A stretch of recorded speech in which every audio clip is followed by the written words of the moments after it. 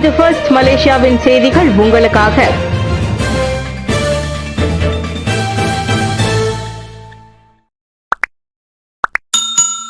ஜொஹூரில் குப்பை மேட்டில் வாழ்ந்த 62 வயது மூதாட்டியை பாதுகாப்பாக மீட்ட JKM அதிகாரிகள். ஜொஹூர் கெம்பாஸ் பாரு அருகே அமைந்திருக்கும் தாமன் செத்தியா டிராபிகா பகுதியில் உள்ள புதர் பகுதியில் குப்பை மேட்டை தங்கும் இடமாக கொண்டு தற்காலிகமாக வசித்து வந்த 62 வயது மூதாட்டியை சமூக நலத்துறையான JKM அதிகாரிகள் நேற்று மாலை பாதுகாப்பாக மீட்கப்பட்டனர். மாவட்ட சமூக நல அலுவலகத்தின் PMKD அமலாக்க பிரிவு அதிகாரிகள் சம்பவ இடத்திற்கு சென்றபோது அந்த மூதாட்டி மிகவும் துயரமான மற்றும் சுகாதாரமற்ற சூழலில் தங்கியிருப்பதை கண்டறிந்தனர். அருகிலிருந்த சாலை பரபரப்பாகவும் அதிக சத்தத்துடனும் இருந்ததால் அவருடன் உரையாடுவதில் சிரமம் ஏற்பட்டதாக தெரிவிக்கப்பட்டது. அதிகாரிகள் பலமுறை தொடர்பு கொள்ள முயன்ற போதிலும் அவர் தன்னுடைய அடையாளம் மற்றும் குடும்ப விவரங்களை தெளிவாக தெரிவிக்க முடியாத நிலை ஏற்பட்டது. இதனால் தீயணைப்பு மற்றும் மீட்புத்துறை அதிகாரிகளின் உதவியுடன் அவர் அங்கிருந்து பாதுகாப்பாக வெளியேற்றப்பட்டார். பின்னர் கைரேகை மூலம் மேற்கொள்ளப்பட்ட பரிசோதனையில் அவர் 62 வயதுடைய சித்தி சம்சியா முஸ்கின் என அடையாளம் காணப்பட்டார். தற்போது அவர் பெர்மாய் மருத்துவமனையில் சிகிச்சை பெற்று வருகிறார். அவரது குடும்பத்தினரை தொடர்பு கொள்ளும் முயற்சிகள் தொடர்ந்து நடைபெற்று வருகின்றன என்று அதிகாரிகள் தெரிவித்துள்ளனர். கடந்த ஆண்டு அரசு பள்ளிகளில் 5000க்கும் மேற்பட்ட பகடிவதை சம்பவங்கள் பதிவு. அமைச்சர் கடந்த ஆண்டு மட்டும் நாட்டில் உள்ள அரசாங்க பள்ளிகளில் மொத்தம் 5038 பகடிவதை சம்பவங்கள் பதிவாகியுள்ளன. அவற்றில் 2889 சம்பவங்கள் ஆரம்ப பள்ளிகளிலும் 2149 சம்பவங்கள் இடைநிலை பள்ளிகளிலும் நடந்துள்ளன. இச்சம்பவங்களை கடுமையாக கருதுவதாக கூறிய கல்வி அமைச்சர் ஃபட்லினா சிட்டிக் அதில் சமரச போக்கே கிடையாது என்றார். பகடிவதையை தடுப்பு தொடர்பில் 2000ஆம் ஆண்டு முதல் பள்ளிகளுக்கு 5 சுற்றறிக்கைகள் வெளியிடப்பட்டுள்ளன. தவிர 1700க்கும் மேற்பட்ட பள்ளிகளில் பாதுகாப்பு ஆய்வுகள் நடத்தப்பட்டுள்ளன. பகடிவதைகளை கண்காணிக்க கடந்த ஆண்டு 200 பள்ளி தங்கும் விடுதிகளில் CCTV கேமராக்கள் பொருத்தப்பட்டன. அடுத்ததாக 333 விடுதிகளில் 5 மில்லியன் ரிங்கெட் செலவில் இவ்வாண்டு CCTV நிறுவப்படும் என்றார் அவர். மாணவர்களுக்கு பாதுகாப்பான ஆதரவான சூழலை உருவாக்குவதே அமைச்சின் குறிக்கோள் என மக்களவைக்கு எழுத்துப்பூர்வமாக வழங்கிய பதிவில் அவர் சொன்னார். செராசில் விபத்திற்கு பின் முதியவரை தாக்கிய வர்த்தகருக்கு வெறும் அபராதமா? குடும்பத்தார் அதிருப்தி.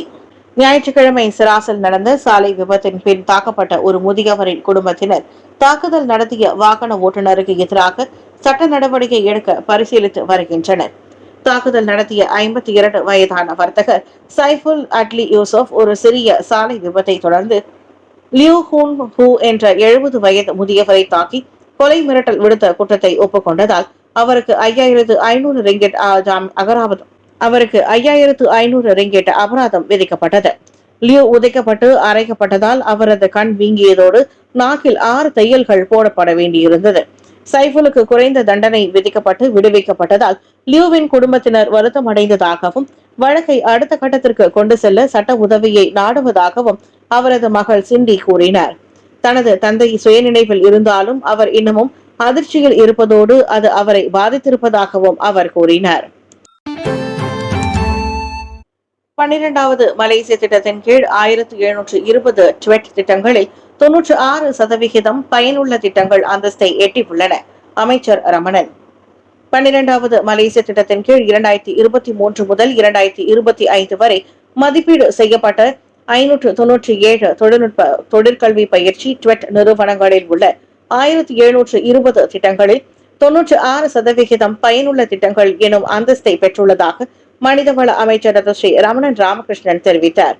முன்னதாக நிர்ணயிக்கப்பட்ட 70% தேசிய இலக்கை விட இது சாதனை மிக அதிகம் என்று அவர் சுட்டிக்காட்டினார். மடானி அரசாங்கம் செயல்படுத்தி வரும் ட்வெட் மேம்பாட்டு நடவடிக்கைகள் உண்மையான பலனை தருகின்றன என்பதற்கு இதுவே சான்று. இது நமது பட்டதாரிகளை நிலையான அதிக வருமானம் ஈட்டக்கூடிய தொழில் பாதையில் அமர்த்துவதை உறுதி செய்கிறது என்று திறன் மேம்பாட்டுத்துறை ஏற்பாடு செய்திருந்த 5 நட்சத்திர ட்வெட் நிறுவன விருது வழங்கும் விழாவில் ஆற்றிய உரையில் அவர் குறிப்பிட்டார். இந்த விழாவில் திறன் மேம்பாட்டுத்துறை தலைமை இயக்குநர் டாக்டர் கமாருசமான் மின் முகமது அலி உள்ளிட்ட முக்கிய அதிகாரிகள் கலந்து கொண்டனர். MACC தலைவர் அசாம் பாக்கியை நீக்க கோரிக்கைகளை நிராகரித்த அன்வார்.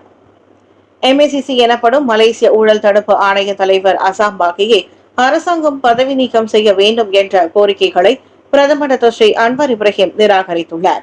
MACC தலைமை ஆணையராக தனது பொறுப்புகளை சிறப்பாக செய்ததற்காக பாராட்டிய அசாம் பாக்கியை நீக்க வேண்டியதன் அவசியம் குறித்து அன்வார் கேள்வி எழுப்பினார். யாராவது தங்கள் வேலையை செய்தால் அவர்களை ஏன் பணி நீக்கம் செய்ய வேண்டும்? அவரது பங்குகள் பற்றிய அவரது அறிக்கையின் விளக்கத்தை படியுங்கள் என சீன வர்த்தகம் மற்றும் தொழில்துறை சபைகளின் சீன புத்தாண்டு கொண்டாட்டத்தின் ஒரு பகுதியாக செய்தியாளர்களிடம் பேசிய போது அன்வார் தெரிவித்தார்.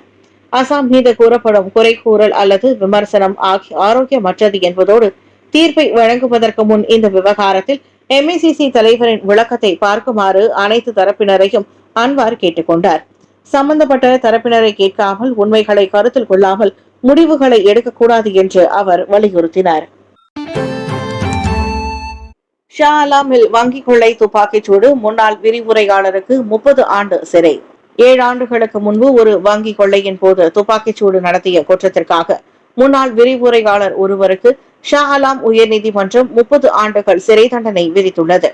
2019 ஜூன் 3ஆம் தேதி கிளென்மேரியில் உள்ள வங்கியில் 2 முறை துப்பாக்கியால் சுட்டதை சியா காங் வி கடந்த வாரம் ஒப்புக்கொண்டார். சம்பவத்தின் போது வங்கி ஊழியர்கள் மற்றும் பொதுமக்களின் உயிருக்கு ஆபத்து ஏற்பட்டதாகவும் கூறப்பட்டது. இதையடுத்து நேற்று நீதிமன்றம் அத்தீர்ப்பை வழங்கியது. சிறை தண்டனையோடு 12 பிறம்படிகளும் விதிக்கப்பட்டுள்ளது. கடந்த ஆண்டு அவர் மீது மற்ற நீதிமன்றத்தில் சுமத்தப்பட்ட 2 வேறு குற்றச்சாட்டுகளின் கடுமையையும் தண்டனையில் கருத்தில் கொண்டதாக நீதிபதி தெரிவித்தார். 2017ஆம் ஆண்டு ஒரு போலீஸ்காரரை சுட்டுக் கொன்றது, 3 ஆண்டுகள் கழித்து வங்கி கொள்ளையில் கண்ணாடி கதவை நோக்கி துப்பாக்கியால் சுட்டது ஆகியவையே அந்த 2 குற்றச்சாட்டுகளாகும். அவற்றுக்கும் தலா 30 ஆண்டுகள் சிறை தண்டனை விதிக்கப்பட்டன. ஆக 3 குற்றங்களுக்குமான சிறை தண்டனைகளை ஏக காலத்தில் அனுபவிக்க நீதிபதி உத்தரவிட்டார்.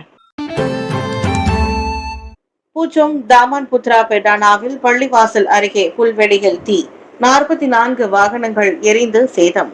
பூச்சோங் தாமான் புத்ரா பெடானாவில் உள்ள ஒரு பள்ளிவாசல் அருகே புல்வெளியில் ஏற்பட்ட தீ விபத்து அருகில் இருந்த திறந்தவெளி வாகன நிறுத்தும் இடத்திற்கு பரவி 44 வாகனங்களை எரித்து சேதப்படுத்தியது.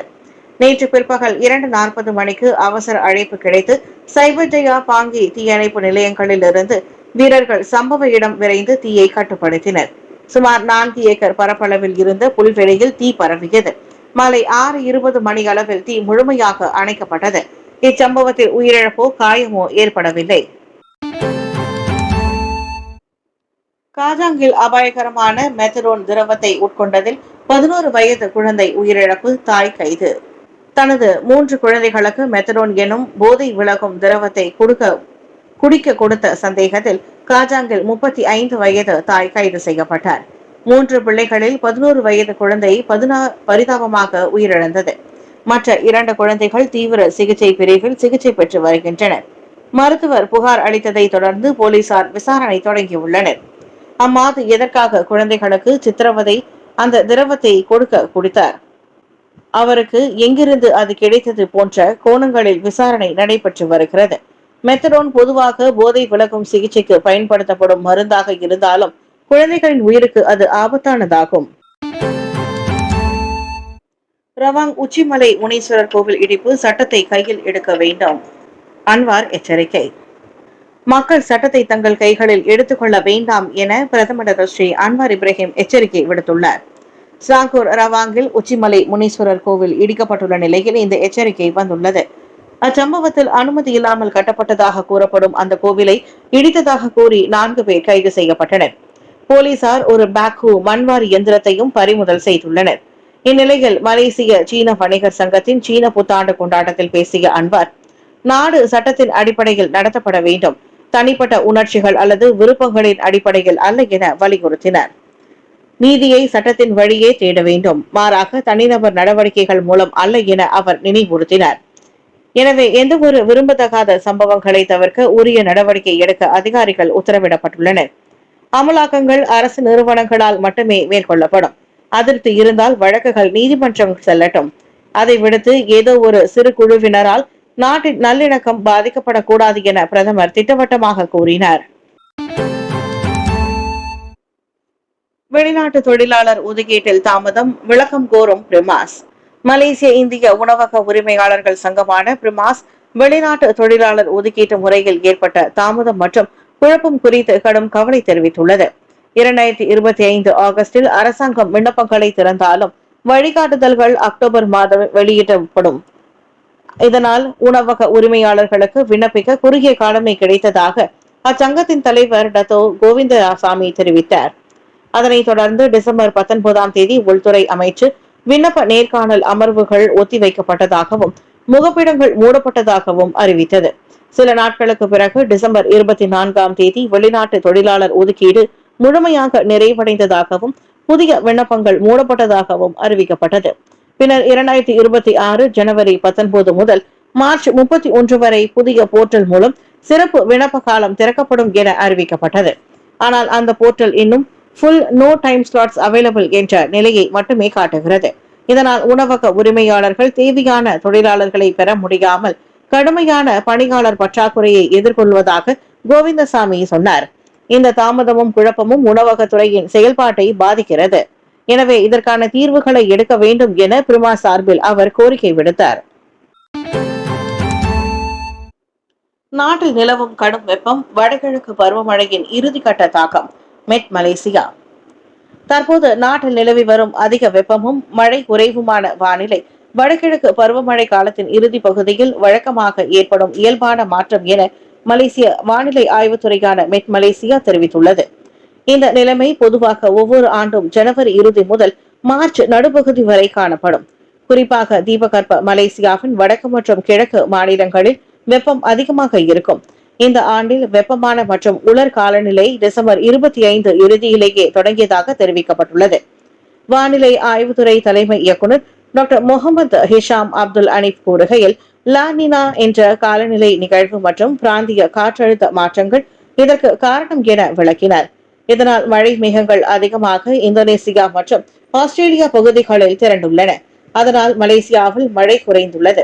இந்த வெப்பமான நிலை மார்ச் நடுப்பகுதி வரை தொடரும் என எதிர்பார்க்கப்படுகிறது. அதன் பின்னர் இடை பருவமழை காலம் தொடங்கி நாட்டின் பல பகுதிகளில் மழை அதிகரிக்கும் வாய்ப்பு இருப்பதாகவும் வானிலை ஆய்வுத்துறை தெரிவித்துள்ளது. ரவாங் உச்சிமலை முனீஸ்வரர் கோவில் இடிப்பு, சமூக ஆர்வலர் உட்பட 4 பேர் கைது. ஸ்லாங்கூர் ரவாங் பெடானாவில் உச்சிமலை முனீஸ்வரர் கோவில் நேற்று காலை தனிநபர்களால் இடிக்கப்பட்டது. இதையடுத்து 26 முதல் 39 வயதிலான 4 ஆடவர்கள் கைது செய்யப்பட்டதை ஸ்லாங்கூர் போலீஸ் தலைவர் டத்தோ சஷலி கஹார் உறுதிப்படுத்தினார்.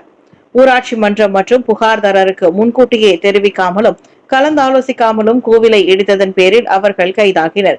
கூடவே பேக்ஹோ மண்வாரி இயந்திரமும் பறிமுதல் செய்யப்பட்டுள்ளது. விசாரணைக்காக அவர்கள் இன்று முதல் தடுத்து வைக்கப்படலாம் எனவும் எதிர்பார்க்கப்படுகிறது. இவ்வேளையில் சமூக ஆர்வலராக தம்மை காட்டிக்கொண்டு அதனை முன்னின்று நடத்திய தமிம் தஹரியும் கைது செய்யப்பட்டவர்களில் ஒருவர் என மலேசியா கினி செய்தி வெளியிட்டுள்ளது. கோவில் உடைப்பு, அனுமதி இல்லாத வழிபாட்டு தலங்கள் மீது கடும் நடவடிக்கை எடுக்கப்படும் என்ற பிரதமரின் உத்தரவை தொடர்ந்து மேற்கொள்ளப்பட்டதாக தமிமின் வழக்கறிஞர் ஐடில் காலிட் கூறிக்கொண்டார்.